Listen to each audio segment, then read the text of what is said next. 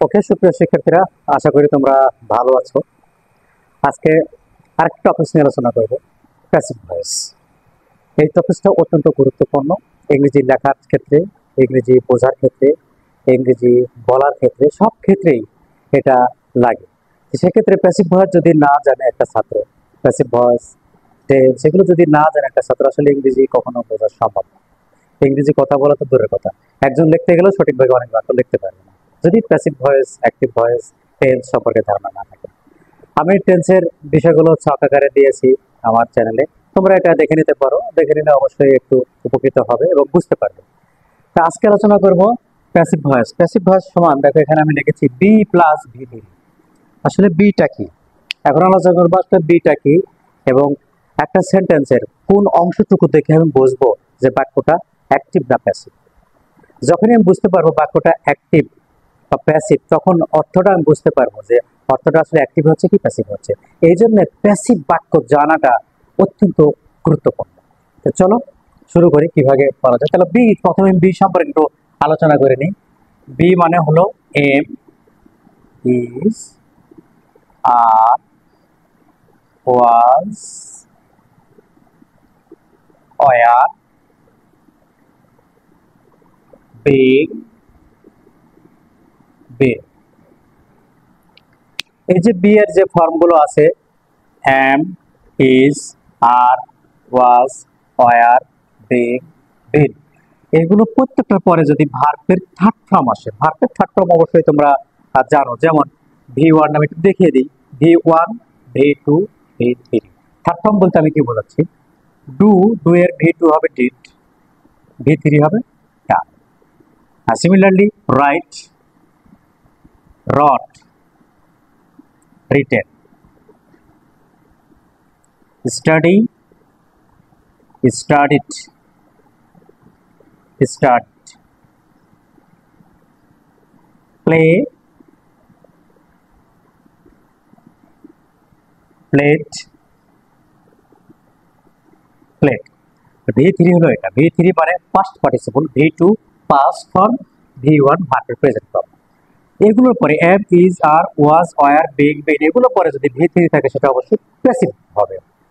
আমি দেখবো কিছু ভার্বের ফরমেশনটা দেখে, passive formation of verb.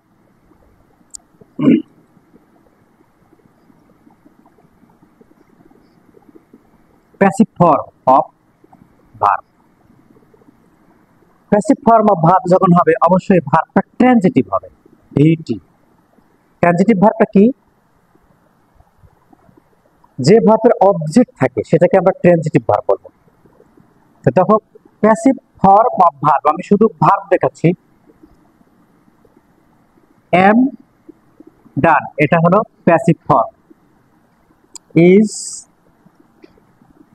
Written, এটা হলো passive form.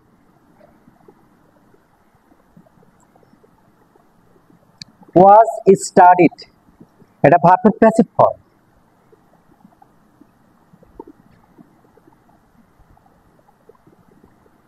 Is being played, শুধু আমি ভার্বের প্যাসিভ ফর্ম অফ ভার্ব দেখাচ্ছি, এটা প্যাসিভ ফর্ম, এটা প্যাসিভ, এটা প্যাসিভ, এটা প্যাসিভ। বিকজ এম ইজ এর পরে কি আছে, ভি3 আছে, এটা প্যাসিভ। আরেকটা আছে টু বি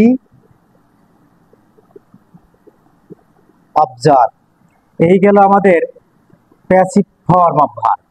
যদি তুমি কোনো বাক্যের মধ্যে দেখো ট্রানজিটিভ ভার্বের পরে এম ইজ আর আছে এবং ভি3 আছে, ওইটা প্যাসিভ হয়ে যাবে। তাহলে দেখা গেল কি, আমি বি কখন বসাবো, এই যে টু বি, মডেল অবজেক্টের পরে সাধারণত বি বসে। যেমন আমি যদি বলি can be said, passive form. হ্যাঁ, may be written, passive form. Modal auxiliary পরে কি আসতেছে, বি আসতেছে।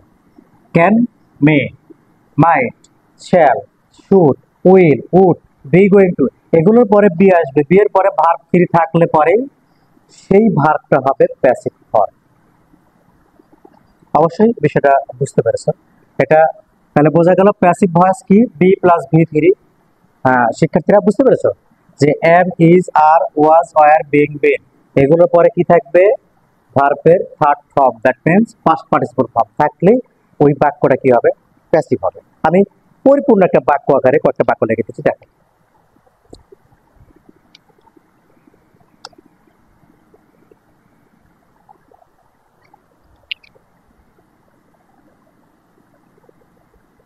The work is done.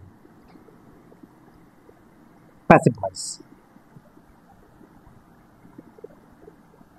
The letter has been written by me. Passive voice. Has been written.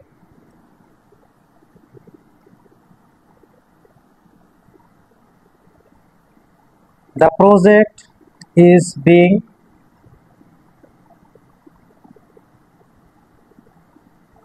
implemented. Passive voice. বুঝতে পারতেছো? এইভাবে তোমাকে বাক্যগুলো দেখা মাত্র বুঝে যেতে হবে কি এটা অ্যাক্টিভ না প্যাসিভ। আমি যদি বলি the school was established in 1994, passive voice. একটা বোঝার টেকনিক, তাহলে আমরা এভাবে বাক্য আকারে দেখব, ইজের পরে ডান V3, has been written V3, is being implemented V3, was established, এগুলো সবই প্যাসিভ ভার্ব। আরো একটু বলি দেখাই, সেটা মডেল অক্সিলারি।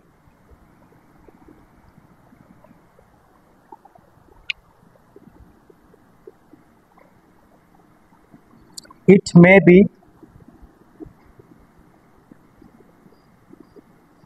completed, passive.